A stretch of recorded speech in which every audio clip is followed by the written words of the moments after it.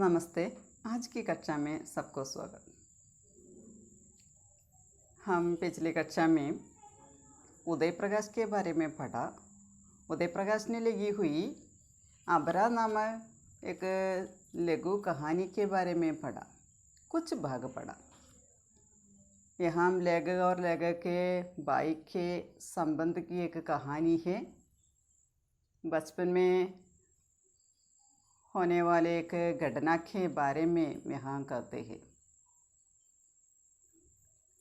पिछली कक्षा में लगा कहता है, भाई एक दिन बारिश हो चुकी थी। शाम के समय था लेकिन कुछ ऐसा धूप भी था। उस समय बहुत उत्साह से खेल शुरू किया था। इस खेल में शामिल करने के लिए कई लड़कियां गए थे। ये खेल का नाम था गटबल का खेल। यह एक छोटी छोटी डंडियाँ हर लड़के के पास थी। लकड़ी की छोटी छोटी डंडियाँ पूरी ताकत से ज़मीन पर गटबल को आगे की ओर गति देते हुए सीधे मारा जाता था। ताकत और संवेग से नम धरती पर गिरा हुआ गटबल गुलाटियाँ खाते हुए बहुत दूर तक जाता था। यह एक कंपटीशन बन गया था। उसमें उस खेल में कोई भी हारना नहीं चाहता था। यहाँ पाली वाली खेल नहीं था, न किसी का जोड़ीदार नहीं होता था। हर कोई लड़के अपनी क्षमता से, अकेली क्षमता से लड़ता है। भाई खेल में डूब होने के कारण उसके लेखक के बारे में भूल चुका था और लेखक सबसे छोटा था। इसलिए वह अकेला छूट गया था। वह 6 वर्ष पीछे वाले उम्र का लड़का था। वहाँ उस खेल में शामिल होने के लिए लेखक को 4 वर्ष भी दूरी पार करनी पड़ती थी। ये आज नहीं कर सकता था। पहले भाई खेल में पिछड़ रहे थे, इसलिए भाई को बहुत गुस्से और तनाव आ रहे थे और इस कारण से ज़्यादा ताकत से वह गटबल फेंक रहे थे। कुछ समय के बाद भाई जीतने लगे थे। उस समय उसका चेहरा गुस्से और उत्तेजना में चमक रहा था। इस कारण से खेल में डूब होने के कारण से उन्होंने एक बार भी लेखक की ओर नहीं देखा। वह उसे पूरी तरह भूल चुके थे।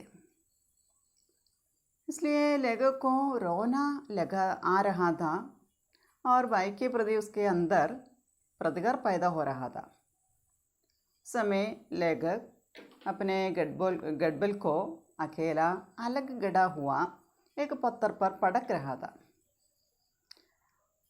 मेरे मन में या लेखक के मन में उस समय ईर्ष्या और उपेक्षा का भाव आंच की तरह उसकी आंच में वह झुलस रहा था।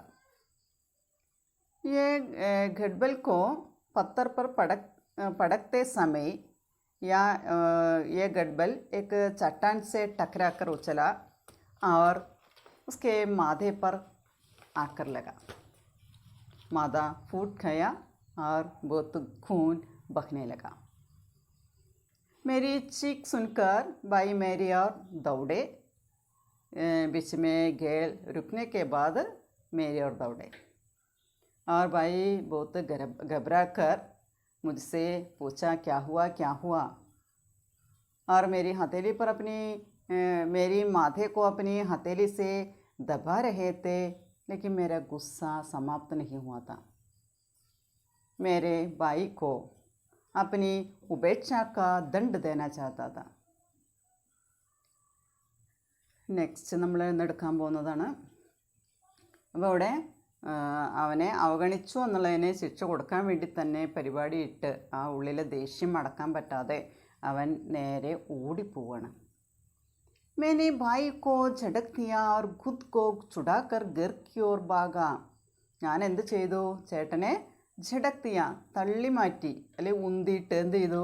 ഖുദ് കോ സ്വയം, ചുടാക്കർ പിടിപിടിച്ച്, ഗർ കി ഓർ ഭാഗ വീട്ടിലേക്ക് ഓടിപ്പോവാണ്. അപ്പോൾ ചേട്ടൻ ചോദിക്കുന്നുണ്ട് എന്താണ്ടായി എന്നൊക്കെ പറഞ്ഞ് ചോദിക്കുന്നുണ്ട്. അതിനൊന്നും മറുപടി പറയാതെ ചേട്ടൻ അവിടുന്ന് ഉന്തിയിട്ട് അല്ലെങ്കിൽ തള്ളി മാറ്റിയിട്ട് പിടിയൊക്കെ വെടിവെച്ച് അവിടുന്ന് വീട്ടിലേക്ക് ഓടാണ്.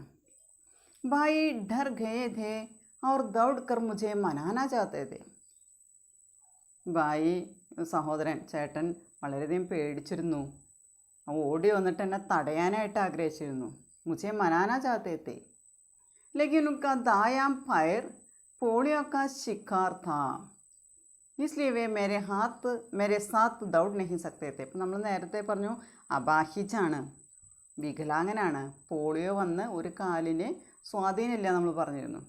അപ്പോൾ അവൻ്റെ വലത്തെ കാല് അവിടെ പോളിയോ വന്നിട്ട്, പോളിയൊക്കെ ശിഖാർത്ത, ആ പോളിയോയുടെ ഇരയായിരുന്നു ആ കാലെന്ന് പറയുന്നത്. ഇസ്ലി വേ മേരെ സാത്ത് ദൗഡ് നഹി സക്തേ തെ, അതുകൊണ്ട് ഞാൻ ഓടിപ്പോകുന്നതിൻ്റെ ഒപ്പം എൻ്റെ കൂടെ ഓടാനായിട്ട് ചേട്ടനെ സാധിച്ചിരുന്നില്ല. ഉന്നോനെ ലങ്കടാക്കർ ദൗഡ്നേക്ക് കോശിഷ് ബി കി ലേക്കിൻ വേ ഗിർ ഗയേ. ലങ്കടാക്കർ മുടന്തിക്കൊണ്ട്, കാലിന് പോളിയോ വന്ന് സ്വാധീനക്കുറവുണ്ട്, നീളം കുറവുണ്ട്, അതുകൊണ്ട് തന്നെ മുടന്തിട്ട് ദൗഡ്നേക്ക് കോശിഷ് ബി കി, ഓടാനായിട്ട് ശ്രമിച്ചു, ലേക്കിൻ വേ ഗിർ ഗയേ, പക്ഷേ ചേട്ടൻ വീണുപോയി. മേരി കമീസ് ഖൂൻ സെ ബി ഗയി തി, എൻ്റെ ഡ്രസ്സാണെങ്കിലോ കുപ്പായൊക്കെ ഖൂൻ സെ ബി ഗയി തി, അതായത് ചോര കൊണ്ട് നനഞ്ഞിട്ടുണ്ടായിരുന്നു എന്ന് പറയുന്നത്. നെറ്റിപ്പൊട്ടി എന്നാൽ ചോര ഒഴുകാൻ തുടങ്ങിയിട്ടുണ്ടായിരുന്നു.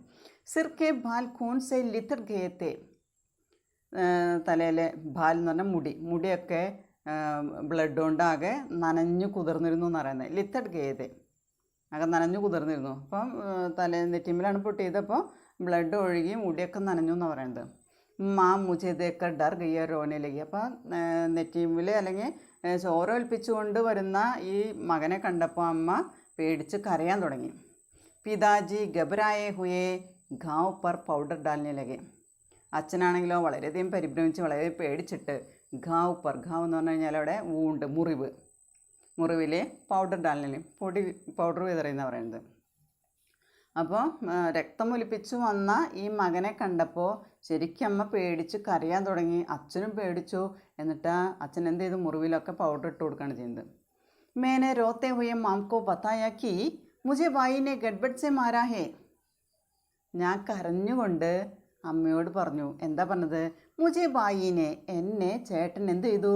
ഗഡ്ബഡ് സെ മാരാ ഹേ, ആ ഗഡ്ബൽ കൊണ്ട് എന്നെ അടിച്ചു എന്നാണ് പറയുന്നത്. ആ കോലുകൊണ്ട് എന്നെ അടിച്ചു എന്നാണ് ഈ ലേഖകൻ, ഈ കുട്ടിയായിരുന്ന ലേഖകൻ അമ്മയോട് പറഞ്ഞത്. ആ ചേട്ടനോടുള്ള ആ ദേഷ്യം തീർക്കാൻ വേണ്ടിയിട്ട്, അല്ലെങ്കിൽ ആ ഈർഷ്യ, അസൂയ, അതൊക്കെ തീർക്കാൻ വേണ്ടിയിട്ട് പറയണം, അമ്മയോട് പറയണം, നുണ പറഞ്ഞു കൊടുക്കുകയാണ്, ചേട്ടൻ എന്നെ അടിച്ചു എന്ന്. തബി മേനെ ദേക്കാക്കി ബായി ലങ്കടാത്തേ ഹുയെ ചല ആ രഹേ തെ, അപ്പം ഞാൻ കണ്ടു ചേട്ടന് ഓടാൻ പറ്റില്ല, മുടന്തിയാണ് നടക്കുക. ചേട്ടൻ മുടന്തിക്കൊണ്ട് വന്നുകൊണ്ടിരിക്കുന്നത് കാണുകയാണ്. എങ്ങനെ? അക്കേലെ, ഒറ്റയ്ക്ക്.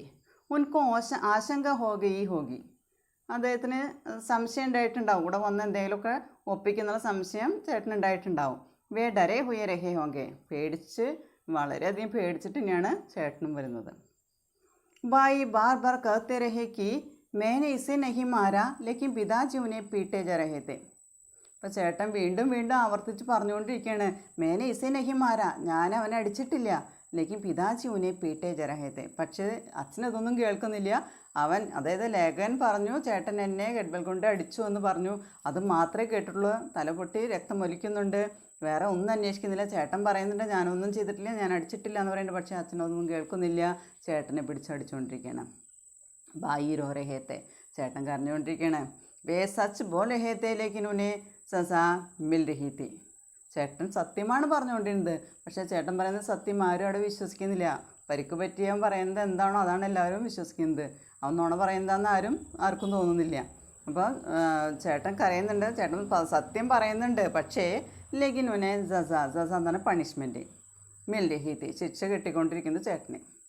ഒരു തെറ്റും ചെയ്യാത്ത ചേട്ടനാണ് അവിടെ അച്ഛൻ്റെ കയ്യിൽ നിന്ന് അടി വാങ്ങിച്ചുകൊണ്ടിരിക്കുന്നത്. ചേട്ടൻ പറയുന്നുണ്ട് മേനെ ഉസേ നഹി മാര എന്ന് പറയുന്നുണ്ട്, അടിച്ചിട്ടില്ല എന്ന് പറയുന്നുണ്ടെങ്കിലും അതാരും വിശ്വസിക്കാൻ തയ്യാറാവുന്നില്ല. എന്നാൽ ഈ കുട്ടി ദേഷ്യം തീർക്കാൻ വേണ്ടി പറഞ്ഞാൽ അത് തിരിച്ച് പറയാനായിട്ട് ഇവനിട്ട് പറ്റുന്നുമില്ല. മേനെ ഭായി കാ ചെഹ്റ ദേക്ക, ഞാൻ എൻ്റെ ചേട്ടൻ്റെ മുഖം കണ്ടു. വേ മേരി ഓർ ദേഖ് രഹേ തെ, ചേട്ടൻ എന്നെ തന്നെ എൻ്റെ നേരെ നോക്കിക്കൊണ്ടിരിക്കുന്നുണ്ട്. ഉൻകി ആങ്കെ ലാൽ തീ और उनमें കരുണ और കാതരത थी, അദ്ദേഹത്തിൻ്റെ കണ്ണൊക്കെ ചുവന്നിട്ടുണ്ടായിരുന്നു പറഞ്ഞാൽ കണ്ണൊക്കെ കരഞ്ഞു കലങ്ങി. ഉനിക്ക് ആങ്കെ ലാൽ തീ, നല്ല ചുവപ്പ് നിറയെ കരഞ്ഞു കലങ്ങിയിട്ട് അടികൊണ്ട്. ഉന്മേ കരുണ അവർ കാതരത थी, കണ്ണുകളിലെ കരുണ, അതുപോലെ തന്നെ കാതരത ആർദ്രത, വളരെ ദുഃഖത്തോടു കൂടി വളരെ ആർദ്രമായിട്ടുള്ള നോട്ടാണ്. ജയ്സെ വേ മുझसे യാചന കർ രഹേ ഹോ कि मैं सच बोल दूं, അതായത് എന്നോട് യാചിക്കുന്നത് പോലെയുള്ള നോട്ടം, വളരെ കരുണയോടുകൂടി വളരെ ആർദ്രമായിട്ടുള്ള നോട്ടം. എന്തെന്ന് മേ സച്ച് ബോൾ ദൂം, ഞാൻ സത്യം പറയുമെന്നുള്ള വിശ്വാസത്തിലെ ആ ഒരു യാചനയോടുള്ള നോട്ടമായിരുന്നു ചേട്ടൻ്റെ മുഖത്തുണ്ടായിരുന്നെന്ന് പറയുന്നത്. ലേക്കിൻ തബ് തക് ദേർ ഹോ ചുക്കി തി, അപ്പോഴേക്കും കുറേ സമയമായിട്ടുണ്ടായിരുന്നു. അപ്പോൾ അടിയൊക്കെ ഏതാണ്ട് കഴിഞ്ഞിട്ടുണ്ടായിരുന്നു. ഉനേ ജസമിൽ ചുക്കി തി, അടി കിട്ടിക്കഴിഞ്ഞിരുന്നു. ഇപ്പോൾ ചേട്ടൻ കരഞ്ഞ് കരഞ്ഞ് കണ്ണായിട്ട് യാചിക്കുന്നത് പോലും നോക്കുന്നുണ്ട്. വളരെ കരുണയോടുകൂടി വളരെ എന്താ പറയുക ആർദ്രമായിട്ടുള്ള നോട്ടാണ്, വളരെ കരച്ചിലിൻ്റേതായിട്ടുള്ളൊരു നോട്ടമാണ്. ഞാൻ സത്യം പറയണം എന്നോ അല്ലെങ്കിൽ പറയുമെന്നുള്ളൊരാഗ്രഹത്തിൽ അങ്ങനെ യാചിക്കുന്നത് പോലെയുള്ള നോട്ടായിരുന്നു പറയുന്നത്. ലേക്കിൻ തബ് തക് ദേർ ഹോ ചുക്കി തി, അപ്പോഴേക്കും സമയം അപ്പോഴേക്കും വൈകിട്ടുണ്ടായിരുന്നു. ഉനേ സജാ മിൽ ചുക്കി തി, അദ്ദേഹത്തിന് ശിക്ഷ അവിടെ കിട്ടിക്കഴിഞ്ഞിരുന്നു. फिर इतनी जल्द बात को बिल्कुल बदलना मुझे संभव भी नहीं लग रहा था. इतनी जल्द, ഇത്രയും പെട്ടെന്ന് ഇസ് ബാത്ത് കോ ബിൽക്കുൽ ബദൽന, ഈ പറഞ്ഞ കാര്യത്തെ വീണ്ടും മാറ്റുക എന്ന് പറയുന്നത് മുझे സംഭവ് भी नहीं लग रहा था, എനിക്ക് സാധ്യമായിരുന്നില്ല, പോസിബിൾ ആയിരുന്നില്ല. കാരണം ക്യാ പത്താ പിതാജി ഫിർ മുझे ही मारने लगते, പറയാൻ പറ്റില്ല, അച്ഛൻ പിന്നെ എന്നെ അടിക്കാൻ തുടങ്ങും. ആദ്യം നുണ പറഞ്ഞു കൊടുത്തിട്ടാണ് ചേട്ടന് അടി കിട്ടിയത്. ചേട്ടൻ്റെ മുഖം കണ്ടപ്പോൾ സങ്കടം തോന്നി. ഇനി പറയാമെന്ന് വിചാരിച്ച ചേട്ടന് അടി കിട്ടിക്കഴിയും ചെയ്തു, ഒരുപാട് വൈകും ചെയ്തു. ഇനി അതിനെ മാറ്റിമറിച്ച് പറയാമെന്ന് പറഞ്ഞാൽ എളുപ്പമുള്ള കാര്യമില്ല. ഇനി പറഞ്ഞു കഴിഞ്ഞാൽ അച്ഛൻ്റെ കയ്യിൽ നിന്ന് എനിക്ക് അടി കിട്ടാൻ തുടങ്ങും. മേണ്ടാർ ഗയാത്ത, ഞാൻ പേടിച്ചു പോയിട്ടുണ്ടായിരുന്നു. ചേട്ടന് നല്ല അടി കിട്ടിയെന്നാണ് പറയുന്നത്. യഹ് ഘട്ടന വർഷവും പുരാനി ഹേ, ഇപ്പോൾ ഈ സംഭവം എന്ന് പറയുന്നത് ഒരുപാട് വർഷങ്ങൾക്ക് മുൻപ് നടന്നൊരു സംഭവമാണ്. ഇത് സ്കൂളിൽ പഠിക്കുന്ന കാലത്ത് കുട്ടിക്കാലത്ത് നടന്നൊരു സംഭവമാണെന്നാണ് പറയുന്നത്. ലേക്കിൻ ഭായിക്ക് വേ ഖാത്തർ ആങ്കെ അബ് ബി മുझे കബി കബി ഘൂർനെ ലഗ്തി ഹേ, ഘൂർന എന്ന് പറഞ്ഞാൽ തുറച്ചു നോക്കുക. അപ്പോൾ ചേട്ടൻ്റെ ഇപ്പോഴും ആ ആർദ്രമായിട്ടുള്ള കണ്ണുകൾ, സങ്കടത്തോടെയുള്ള ആ നോട്ടം, അത് മുझे കബി കബി, എന്നെ ഇപ്പോഴും എന്ത് ചെയ്യുന്നു, ഘൂർനെ ലഗ്തി ഹേ, ആ നോട്ടം എന്നെ അദ്ദേഹം തുറച്ചു, അതായത് ആ കരുണയോട് കൂടിയിട്ടുള്ള ആർദ്രമായിട്ടുള്ള ആ നോട്ടം ഇപ്പോഴും ചില സമയങ്ങളിൽ അദ്ദേഹത്തിന് ഫീൽ ചെയ്യാണ്. കബി കബി ഘൂർനിലെത്തി, ചിലപ്പോഴൊക്കെ ചില സമയത്ത് അങ്ങനെയൊക്കെ ഫീലിംഗ് തോന്നുകയാണ്. യാചന കർത്തി ഹുയി സച്ച് ബോലിലേക്ക് ബീക്ക് മാങ്തി ഹുയി, ആ കണ്ണുകൾ, അവനെ നോക്കിക്കൊണ്ടിരുന്ന കണ്ണുകളിൽ യാചനയുടെ ഭാവമുണ്ടായിരുന്നു. പറയുന്നുണ്ട് സച്ച് ബോലിലേക്ക് ബീക്ക് മാങ്തി ഹുയി, സത്യം പറയണമെന്ന് അപേക്ഷിച്ചുകൊണ്ടുള്ള ഒരു നോട്ടം. അടി കിട്ടുന്നതിൻ്റെ ഇടയിൽ ആ ചുവന്ന കണ്ണുകളുമായിട്ട്, കരഞ്ഞു കലങ്ങിയ കണ്ണുകളുമായിട്ട് എൻ്റെ അടുത്ത് യാചനാഭാവത്തിൽ എന്നെ നോക്കിയിട്ട് സത്യം പറയുമെന്നുള്ള ഒരു ചിന്തയിൽ നോക്കിയിരുന്നു. ആ ഒരു നോട്ടം ഇപ്പോഴും എന്നെ അദ്ദേഹം തുറച്ചു നോക്കുന്നതായിട്ട് എനിക്ക് തോന്നുകയാണ്. ഇങ്ങനെ സച്ച് ബോലിനേക്ക് ബീക്ക് മാങ്തി ഹുയി, സത്യം പറയുമെന്നുള്ള ആ ഒരു ഭിക്ഷ യാചിക്കുന്നത് പോലെ യാചിച്ചുകൊണ്ടിരിക്കുന്ന ആ കണ്ണുകൾ അദ്ദേഹത്തിൻ്റെ മുന്നിൽ ഇപ്പോഴും തെളിഞ്ഞു കാണാണ്. मेरी स्मृति में जब भी वे आंखें जाग उठती हैं, मेरी स्मृति में, मेरी याद में, എൻ്റെ ഓർമ്മയിൽ जब भी वे आंखें जाग उठती है, मेरी पूरी चेतना ग्लानि बेचैनी और अपराध बोध से भर उठती है. ഇപ്പം എൻ്റെ ഓർമ്മയിൽ അദ്ദേഹത്തിൻ്റെ ആ കാതരമായിട്ടുള്ള കണ്ണുകൾ, കരുണയുടേതായിട്ടുള്ള കണ്ണുകൾ, യാചിക്കുന്നതായിട്ടുള്ള ആ ഒരു കണ്ണ്, അത് എന്താ പറയുന്നത്, മേരി പൂരി ചേതന, എൻ്റെ മുഴുവൻ ബോധത്തിൽ, എൻ്റെ മുഴുവൻ എന്താ പറയുക ചിന്തയിൽ, ചേതന ചിന്ത, ഗ്ലാനി ബേച്ചൈനി और अपराध बोध से भर उठती है. ഗ്ലാനി എന്ന് പറഞ്ഞാൽ ഉത്സാഹക്കുറവ് അല്ലെങ്കിൽ ഉന്മേഷക്കുറവ്, ഉത്സാഹമില്ലാത്തൊരവസ്ഥ. ഗ്ലാനി ഉത്സാഹമില്ലാത്ത അവസ്ഥ അല്ലെങ്കിൽ ഉന്മേഷമില്ലാത്ത അവസ്ഥ. ബേച്ചൈനി അസ്വസ്ഥത. അവർ അപരാധബോധം ഇതെല്ലാം എൻ്റെ ചിന്തയിൽ ബറുർത്തിഹി നിറയ്ക്കുന്നു. ഇപ്പം ഈ ഓർമ്മയിൽ ഇപ്പം ലേഖകൻ വലുതായി, അന്ന് കുട്ടിക്കാലത്തുണ്ടായ സംഭവമാണെങ്കിലും ഞാൻ മൂലം ചേട്ടന് അടി കിട്ടേണ്ടി വന്ന ആ ഒരു സംഭവം, അത് പിന്നീട് അതിൻ്റെ ആ ഒരു അവസ്ഥ എന്ന് പറയുന്നത് അദ്ദേഹത്തിൻ്റെ മുന്നിൽ നിന്ന് മറയുന്നില്ല എന്നാണ് പറയുന്നത്. ഇപ്പോഴും അത് ഓർമ്മയിൽ നിറഞ്ഞു നിൽക്കുകയാണെന്ന് പറയുന്നത്. ആ സമയത്ത് മുഴുവൻ ചിന്തയിൽ എന്താ പറയുക, ഉത്സാഹമില്ലായ്മ, अस्वस्थता और अपराध बोध से भर उठती है. ग्लानि बेचैनी और अपराध बोध से भर उठती है. मेरी पूरी चेतना में, मेरी पूरी होश में. അപ്പം അങ്ങനെ ഒരു അവസ്ഥയിൽ, അതായത് ഇപ്പോഴും ഓർമ്മയിൽ നിന്നത് മാറുന്നില്ല, ഇടയ്ക്കിടയ്ക്ക് അതന്നെ എന്താ പറയുക, തീപ്പൊരി പോലെ ആളി കത്തിക്കുന്നുണ്ടെന്ന് നമ്മൾ പറഞ്ഞു. मैं अपने इस अपराध के लिए क्षमा मांगना चाहता हूँ. ഈ ചെയ്ത അപരാധത്തിന് മാപ്പ് യാചിക്കാനായിട്ട് ഞാൻ ആഗ്രഹിക്കുകയാണ്. मैं अपने इस अपराध के लिए क्षमा मांगना चाहता हूँ. ക്ഷമ ചോദിക്കാനായിട്ട്, മാപ്പ് യാചിക്കാനായിട്ട് ആഗ്രഹിക്കുകയാണ്. इस अपराध की सज़ा पाना चाहता हूँ. അന്ന് ചെയ്ത അപരാധത്തിൻ്റെ ശിക്ഷ, ആ തെറ്റിൻ്റെ ശിക്ഷ പാനാ ചാത്താ ഹെ, മിൽനാ ചാത്താ ഹും. അതിനെ ശിക്ഷ അനുഭവിക്കാനായിട്ട് നമ്മുടെ ലേഖകൻ അവിടെ ആഗ്രഹിക്കുകയാണ്. ലേക്കിൻ അബ് തോ മാം ഓർ പിതാജി ബി നഹി ഹേ. പക്ഷെ ഇന്ന് ലേഖകൻ വലുതായി, പക്ഷേ ഇന്ന് ആരില്ല. അന്നുണ്ടായിരുന്ന മാം ഓർ പിതാജി അബ് സാത്ത് നഹി ഹേ, ഇന്ന് കൂടെയില്ല. ജിൻ സേ മേ യഹ് ബതാഊംഗി ഉസ് ദിൻ ടേക് ടക് ക്യാ ഹുവാ താ. ജിൻ സേ മേ യഹ് ബതാഊംഗി, ഇനിയിപ്പോൾ അവരോട് ഞാൻ പറഞ്ഞിരുന്നുവെങ്കിൽ ഉസ് ദിൻ ടേക് ടേക് ക്യാ ഹുവാ താ, ആ ദിവസം എന്താണ് നടക്കുമായിരുന്നത്. ഇന്ന് പക്ഷേ പറയാനായിട്ട് അച്ഛനും അമ്മയും അവശേഷിക്കുന്നില്ല, രണ്ടുപേരും മരിച്ചുപോയി. ഭായി ഹി മുझे क्षमा कर सकते हैं जिन्हें मेरे झूठ का दंड भोगना पड़ा. ഇനി ആർക്കാണോ ഞാൻ ചെയ്ത തെറ്റിൻ്റെ ശിക്ഷ അനുഭവിക്കേണ്ടതായിട്ട് വന്നത്, ഭോഗനപട അനുഭവിക്കേണ്ടതായിട്ട് വന്നത്, വ ഭായി ബി മുझे क्षमा कर सकते हैं, ആ ചേട്ടൻ എന്നോട് ക്ഷമിക്കാനായിട്ട് കഴിയും. उनसे मैंने इस घटना का जिक्र भी करना चाहा, लेकिन उन्हें वह घटना याद ही नहीं. ഇനി मैंने ഭായി സേ, ഞാൻ ചേട്ടനോട് ഉസ് ഘടനാക്കെ ജിക്ർ എന്ന് പറഞ്ഞാൽ വർണ്ണൻ, ആ സംഭവത്തെക്കുറിച്ച്, ആ ഇൻസിഡൻറ്റിനെ കുറിച്ച് വർണ്ണിക്കാനായിട്ട് ആഗ്രഹിക്കുന്നുണ്ട്. പക്ഷേ ഉനെ വഹ് ഘടന യാദ് ഹി നഹി, പക്ഷെ ആ സംഭവത്തെക്കുറിച്ച് ചേട്ടന് ഓർമ്മ പോലുമില്ല. ക്ഷമ ചോദിക്കേണ്ടതായിരുന്നത്, അന്ന് സത്യം പറയേണ്ടതായിരുന്നത് അച്ഛനോടും അമ്മയോടായിരുന്നു, സത്യം പറഞ്ഞില്ല.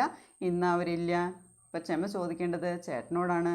ചേട്ടനാണെങ്കിൽ അതിനെക്കുറിച്ച് പറഞ്ഞാലും ചേട്ടൻ അതിനെക്കുറിച്ച് ഒരു ഓർമ്മയില്ല എന്ന് പറയുന്നത്. വേ ഇസെ ബിൽക്കുൽ പൂരി തര ഭൂൽ ചുക്കേ ഹേ, ചേട്ടൻ പൂർണ്ണമായിട്ടും ആ കാര്യങ്ങളൊക്കെ, ആ സംഭവമൊക്കെ മറന്നു കഴിഞ്ഞിരുന്നു എന്ന് പറയുന്നത്. തോ ഇസ് അപരാധ് കെ ലിയെ മുझे ക്ഷമ കോൻ കർ സക്താ ഹേ.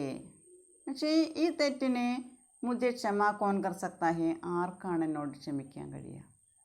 क्या यह ऐसा अपराध नहीं है जिसके बारे में लिया गया जो निर्णय था वह गलत और अन्यायपूर्ण था, लेकिन जिसे अब बदला नहीं जा सकता. ഇനി പറയണേ എന്താണ്, ലേക്കിൻ ജിസെ അബ് ബദല നഹീ ജാ സക്ത, പക്ഷെ അതിനെ മാറ്റാൻ പറ്റില്ല. എന്താ പറയുന്നത്, ക്യാ യേ ഐസാ അപരാധ് നഹീ ഹേ ജിസ്കെ ബാരെ മേ ലിയാ ഗയാ ജോ നിർണയ താ. ആരെക്കുറിച്ചാണോ ഞാനെടുത്ത ആ തീരുമാനം, ആ നിർണയം എന്തായിരുന്നു, വ ഗലത്ത് ഓർ അന്യായപൂർണ്ണത, അത് തെറ്റായിരുന്നു, അന്യായപൂർണമായിരുന്നു. ഞാൻ ആരെക്കുറിച്ചാണോ തീരുമാനമെടുത്തത്, ആ തീരുമാനം എന്ന് പറയുന്നത് അത് തെറ്റായ തീരുമാനമായിരുന്നു, അത് അന്യായം നിറഞ്ഞതായിരുന്നു, ശരിയായിരുന്നില്ല. ലേക്കിൻ ജിസെ അബ് ബദല നഹീ ജാ സക്ത, പക്ഷെ ആ തീരുമാനത്തെ ഇപ്പോൾ ഒരിക്കലും മാറ്റാനായിട്ട് സാധിക്കില്ല. അപ്പം അങ്ങനെ ഒരു അപരാധമായിരുന്നില്ലേ ഞാൻ ചെയ്തത് എന്നാണ് ഇവിടെ പറയുന്നത്. और क्या यह ऐसा अपराध नहीं है जिसे कभी भी क्षमा नहीं किया जा सकता.